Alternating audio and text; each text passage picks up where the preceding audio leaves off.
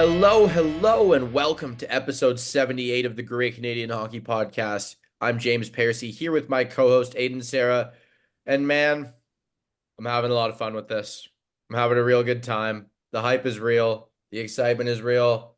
And if you are listening to this episode right when it comes out, it means you're getting excited for tonight's game, for the Four Nations face-off final between Canada and the United States. Aiden, how are you feeling?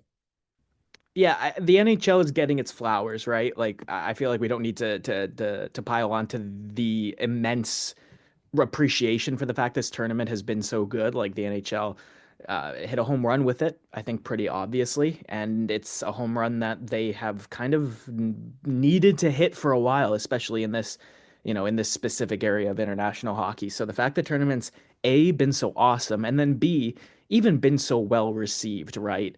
I think is just phenomenal.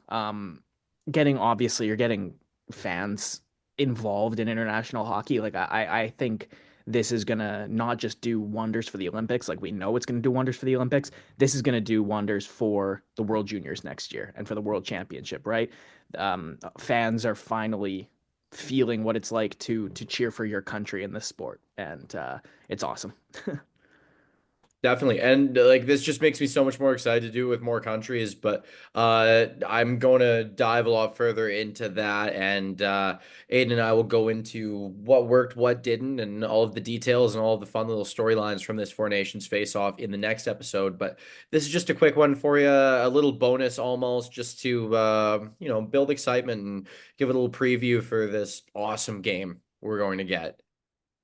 So Canada USA on Saturday, it's not like uncommon for teams to play twice in short international tournaments, right? Obviously, just the way this specific tournament was set up, we knew that a previous game, a previous matchup that happened in that round robin, we were gonna get in the final. And it's everybody's, everybody at least where we're from, everybody in North America would have had Canada USA be their dream final to watch on Saturday, right? I think part of the reason the World Cup of Hockey kind of fell off a little bit was that in your final four, your semifinals of that last best on best tournament we had, it was Canada against Russia, which you got a marquee matchup, a big game there. And the other semifinal, Europe beat Sweden, and getting excited for a Canada Europe final was not nearly as easy as getting excited for the Canada Russia semifinal that year, or in fact, either of the Canada USA matchups from this specific tournament. Um, but we got to talk about that Saturday game because wow. Yeah. Yeah. I mean, Aiden, I have to admit something. I have to admit something terrible because I'm actually missed the opening fight sequence. The just Missed it. Kachuk. I had to go back and watch it because I got caught up helping family with something, getting ready for dinner with my girlfriend, and then next thing I know, I'm like, "Oh God!" I look at the clock, and just as I'm racing over to its TV, I get a text from my roommate who's in Vancouver. I was on the island at the time, and he's like, "Holy, two fights, three fights!" And I'm like, "Oh my God, who?" And then I tap onto my phone, and that's just when the Kachuk brothers were at the box yucking it up, having a good time, and doing the little, oh, how was my fight? How was my fight? It was pretty damn cool, and the pace from there, very, very interesting. Aiden, if I had to take one big takeaway from that game, other than the fights, other than the goals, it was how elite the American blue line was. My God, whether it was Slavin and Faber shutting everything down, whether it was McAvoy getting probably some of the best physical performance I've seen in his career out there on the ice. Um, I was so impressed. And you know what? I wasn't just impressed by them. I was impressed by damn near every player on the ice. I think for American forwards, whether it was Jack Eichel or Dylan Larkin, I was amazed at how cohesive of a unit they seemed. With Canada, I was really impressed by a lot of the physicality they were able to add in their game and while trying to adjust. I mean, with this being kind of a one and done tournament, like you get each team once. It's not a big series or anything like that. You don't really have a ton of time to adjust, and I felt both sides adjusted against each other like a damn chess match, and that was really, really cool to watch in real time. Yeah, you talked about the players and the players' performances. I'll kind of take it in a little bit of a different direction in terms of commending specifically the Americans, because two things were really clear to me. The first was the pre-scout on those superstars, because every time Connor McDavid and Nathan MacKinnon entered that American zone with speed, they did not generate a chance at all, especially in the last two periods, because the American defense, the American team defending as a whole was very, very wise of when to challenge, how to challenge, and when not to challenge those players. Like the Canadian goal was completely a mistake by the defense pair that was out. I know it was Charlie McAvoy who was slow to pivot and was slow to cover McDavid, but it's a good pass by Doughty. It's a nice goal by McDavid. So, like I'm not saying Charlie McAvoy made an egregious error there.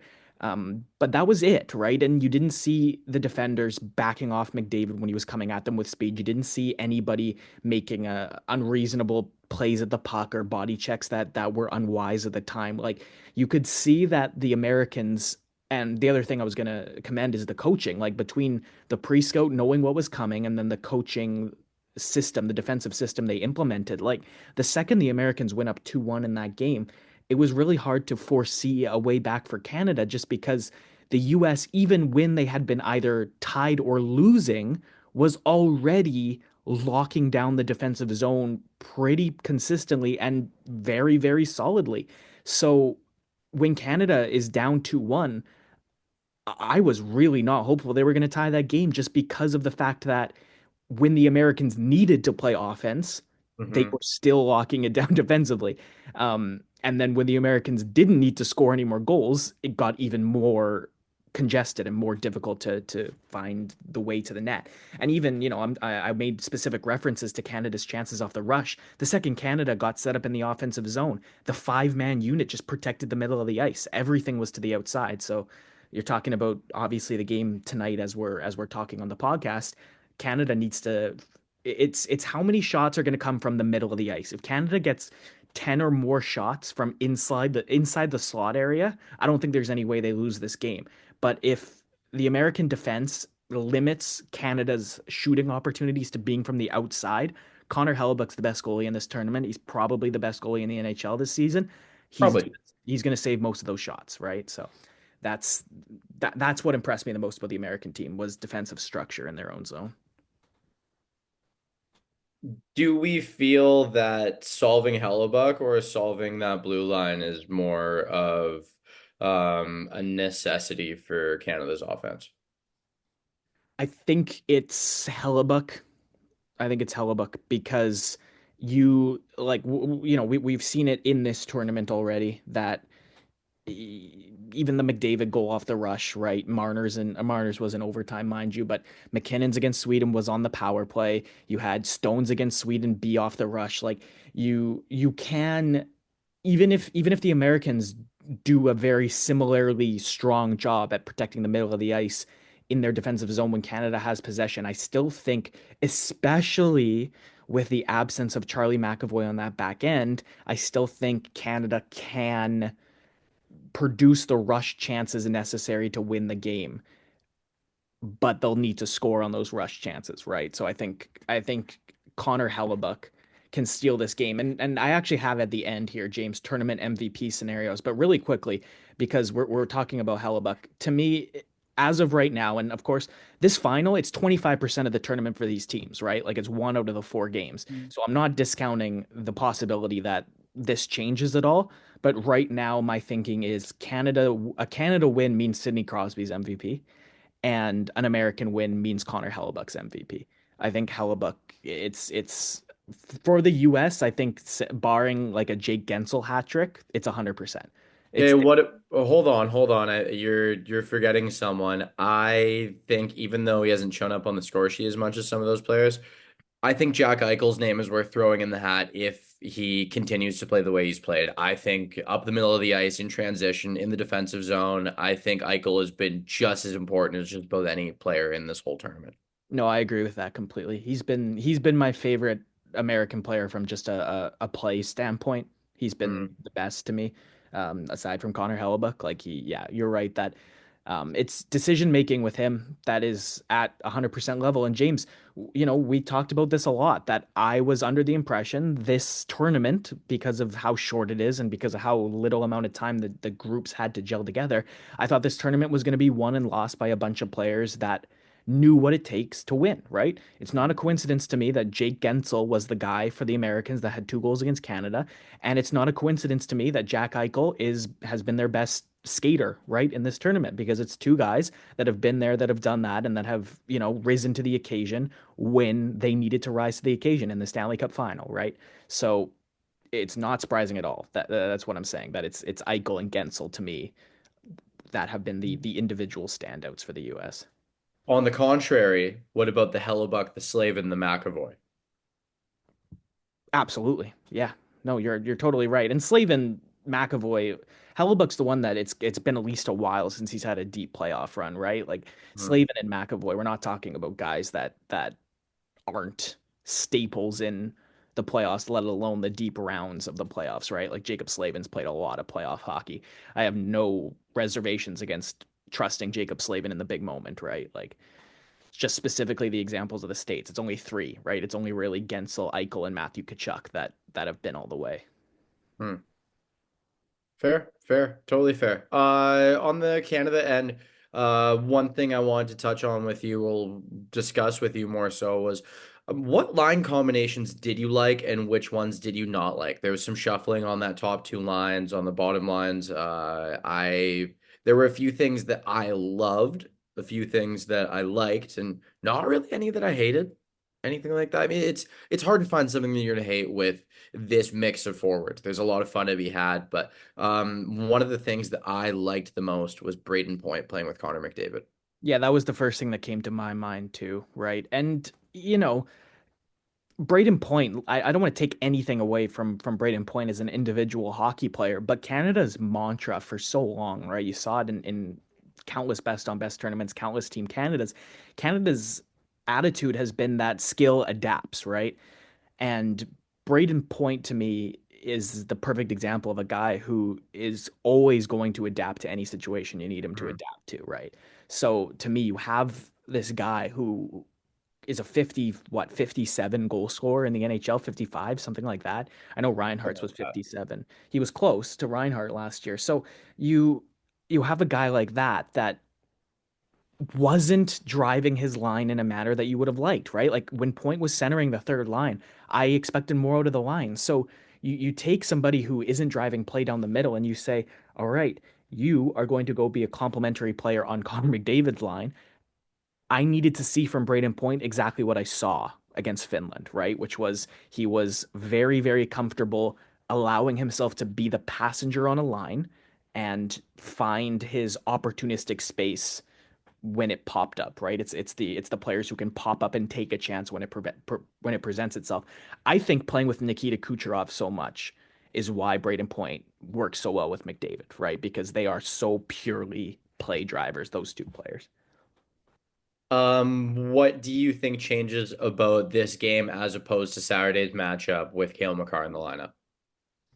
Yeah, I think Josh Morrissey is going to have a big night because to me, what Makar does is take all of the attention zeroed in on him. Like Canada is built to have defensemen in the offensive attack, right? And so when Canada, as they were countless times, is bringing the puck towards the U.S. net, Kale Makar is the focal point of that defensive attack.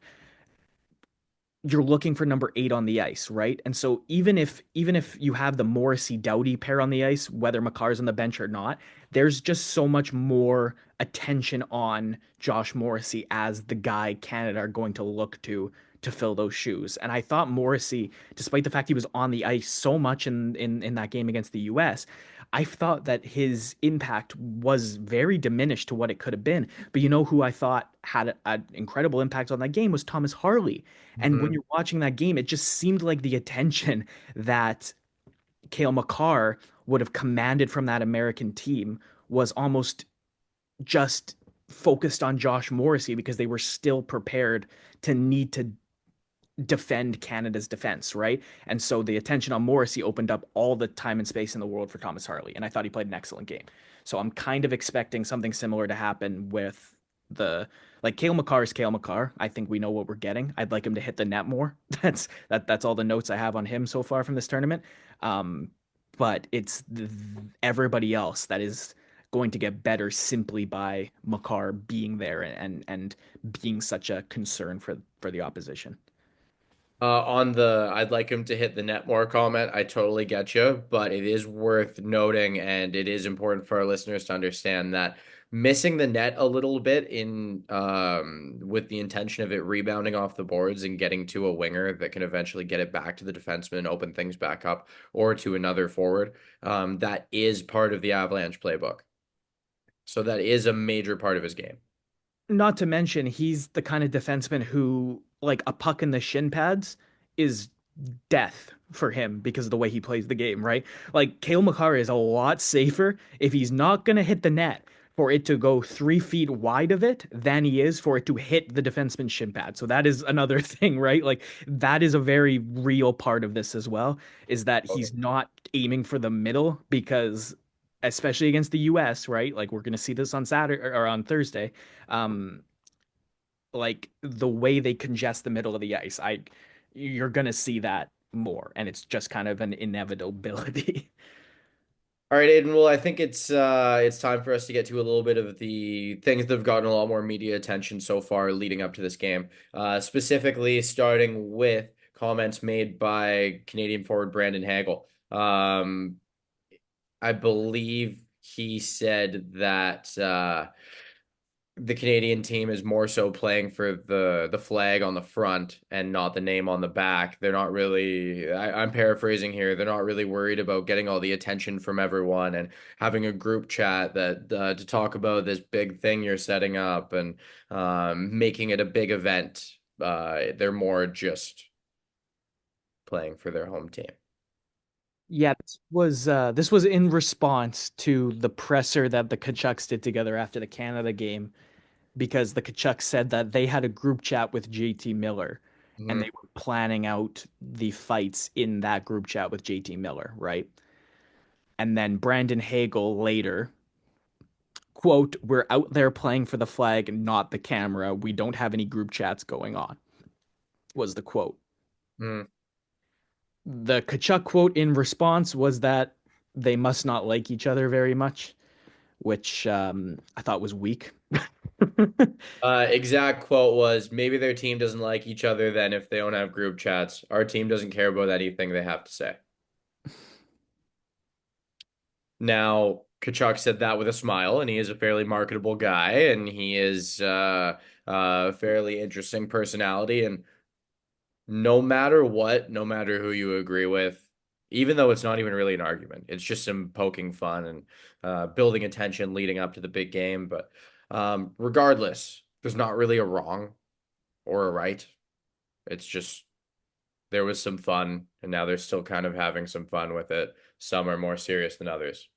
But regardless, I think it's time we talk about those fights a bit more Okay. because I kind of glazed over them off the hop. I wanted to talk about them a bit, but I just got so focused and excited about a couple other things. And Aiden, do you have those matchups there? I believe it was It was, Kachuk and Bennett, Miller and Pareko. and then Kachuk and Hagel. So it was Yeah. Matthew and Hagel off the hop, which are the like that was brewing in Florida. Like we've seen them go at each other a little bit in Tampa, Florida games already this season. Going back, they'd been chippy at one another. You saw Matthew Kachuk give Brandon Hagel a flyby in warmups. Hagel was standing near the red line, and Kachuk said something to him on the way by. Hagel turned and looked at him, and you could tell something was exchanged there. It was Matthew Kachuk, Brendan Hagel right off the opening faceoff. And then off the next draw, Brady Kachuk and Sam Bennett went. and then the Americans dumped the puck on Binnington, and then JT Miller and Colton Parayko went. Um, was the sequence of events in the first 9 seconds. I mean, is any of this something you saw coming? Like, obviously, we thought this game was going to be fireworks, but did we think this kind of fireworks at all? No, I mean, when have we ever seen this, right? Like, Never. yeah, like the did you see it coming question? Like, the default de facto answer has to be no, just because three fights off of three whistles, like, let alone off the face-offs, right? That never happens. Like the most recent time that I had people kind of referencing, right, was Vancouver and Calgary when John Tortorella had tried to fight Bob Hartley after the line brawl off the start of the game in 2014. But even then, like it was everybody on the ice fought at the same time, right? There wasn't a one guy, then another, then another. And you're right that the pace of the game, I think, benefited so much from the way it started, right? Like, Aiden, I was watching on my phone and I couldn't look away. yeah, My girlfriend and I were almost late for our dinner because of that. I was sitting there and I was like, yeah, yeah, don't worry, I'll get ready in like 10 minutes. Okay, and it'll just be another like 5 minutes or so. All right, hold on. We'll get there. And then I remember popping it on at the end and pace hadn't changed yeah. at all. It was so just exciting. And the arena sounded electric. Like everything was so cool. And every hit, every shot, every burst up the ice, every great pass, fans on their feet making all the noise they can. I love that. Oh, I just almost swore and made this an explicit podcast. I am such a fan of that. Like just getting that atmosphere going, I really, really, really hope that it even kicks up a notch further at TD Garden in Boston. So I said after the Sweden game, James, that Jordan Binnington was the reason they didn't win in regulation and then was the reason that they won in overtime.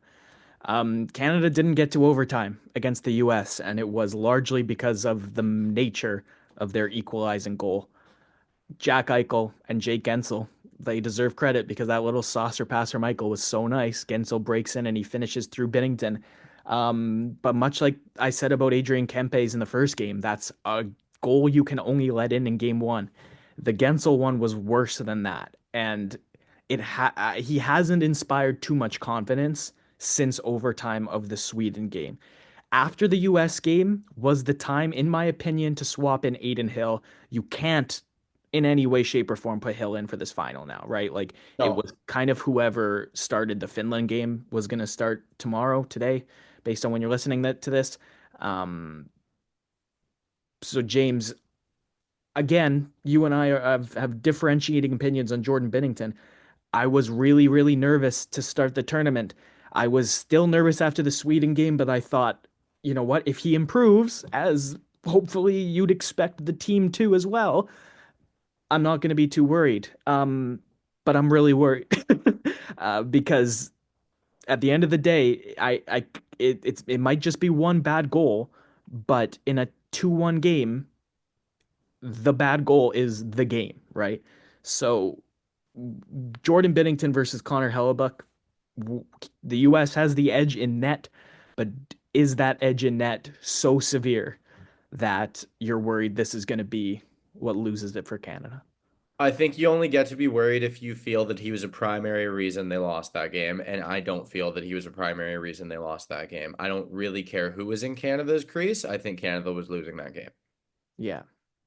And I don't really think you should be worried about Binnington in the crease on tomorrow night. I guess tonight if that's what you're listening to. But I think he is a guy who, yeah, he might let in a soft one, but he is dead set on winning and he will make that next save that you need.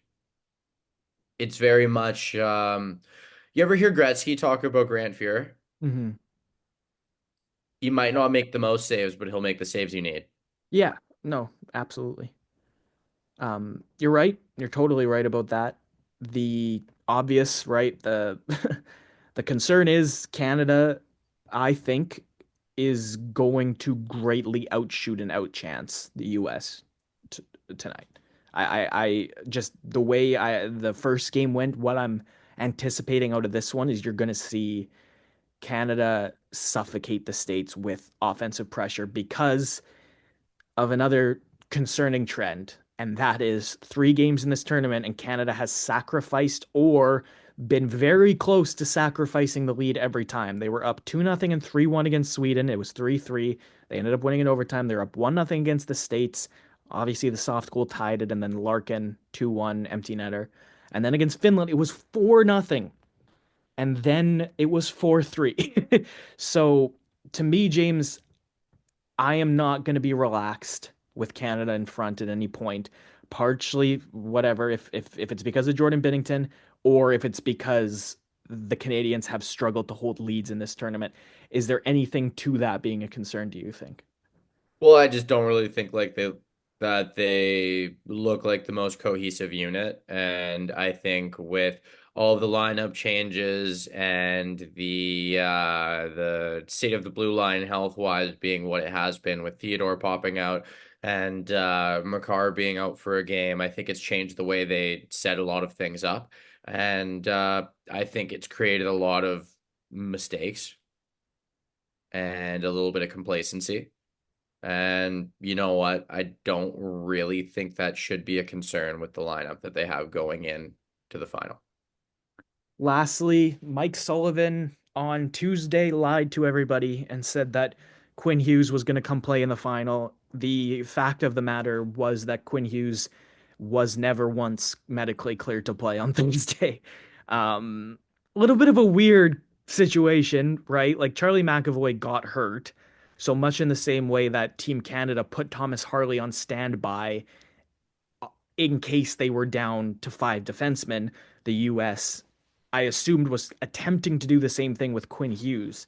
But the messaging was never that. The messaging was just Quinn Hughes will join the team in Boston on Thursday. Period, full stop, which lasted less than 24 hours before it was like, actually, no, that's in no way correct. Um, Weird to me, really weird to me. Just And do you know why I think that all of that happened? That little news flurry, with all the is he going? Is he going? Yes, he's going. No, he's not going. Could he go? Maybe he'll go. All of that happened because this is a made up tournament with made up rules that they make up on the fly. I don't think they're making anything up on the fly. The rules have been It feels like it at times. oh, the rules have been super consistent, man, to the point where Team Canada, like Thomas Harley wasn't allowed to be on the ice at the same time as Cale Makar. Like No, that's that's how right.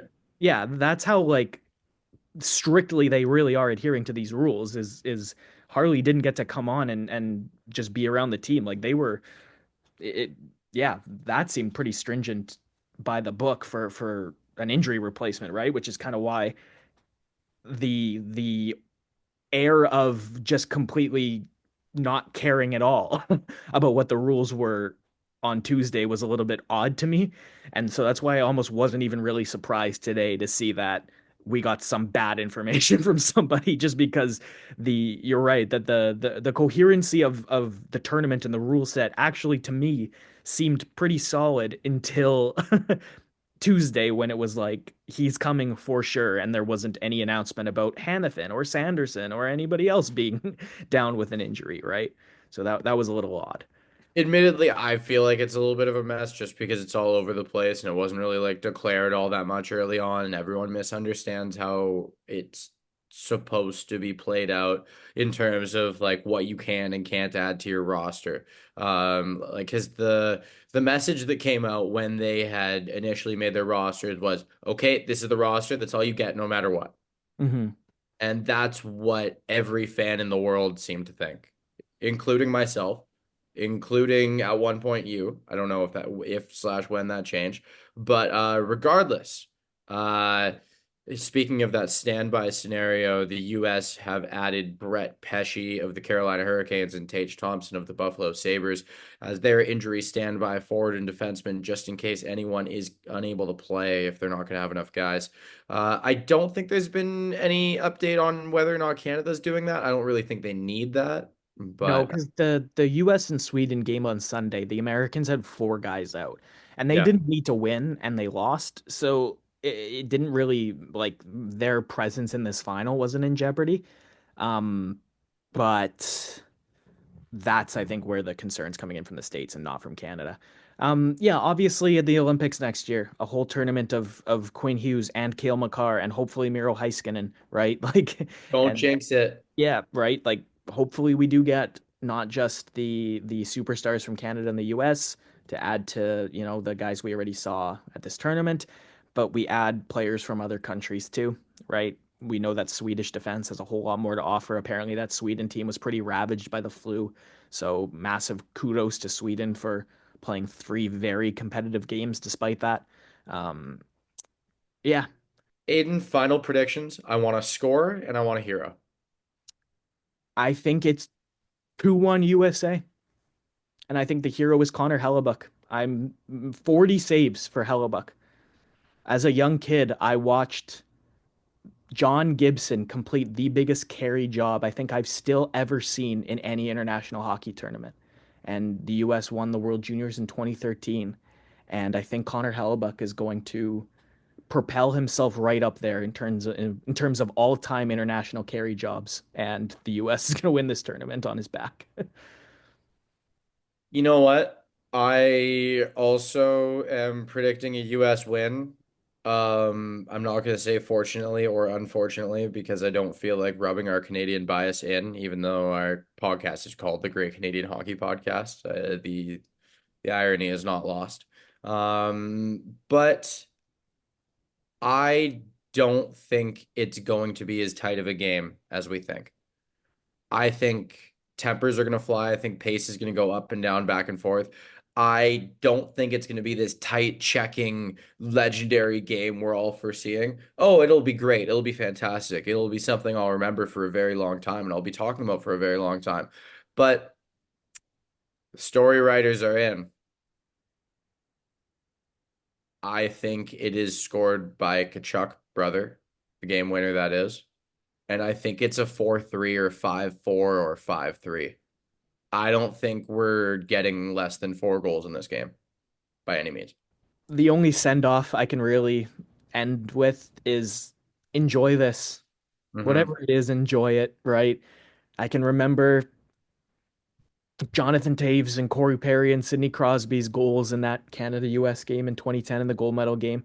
Dude, even that USA Canada game from the group stage in 2010. I was 7 years old and I still remember that being one of the best games of hockey I ever watched, right? Like this is obviously this is something unfamiliar to hockey fans because we've been deprived of it for so long, but this is 9 years in the making, so have fun with it.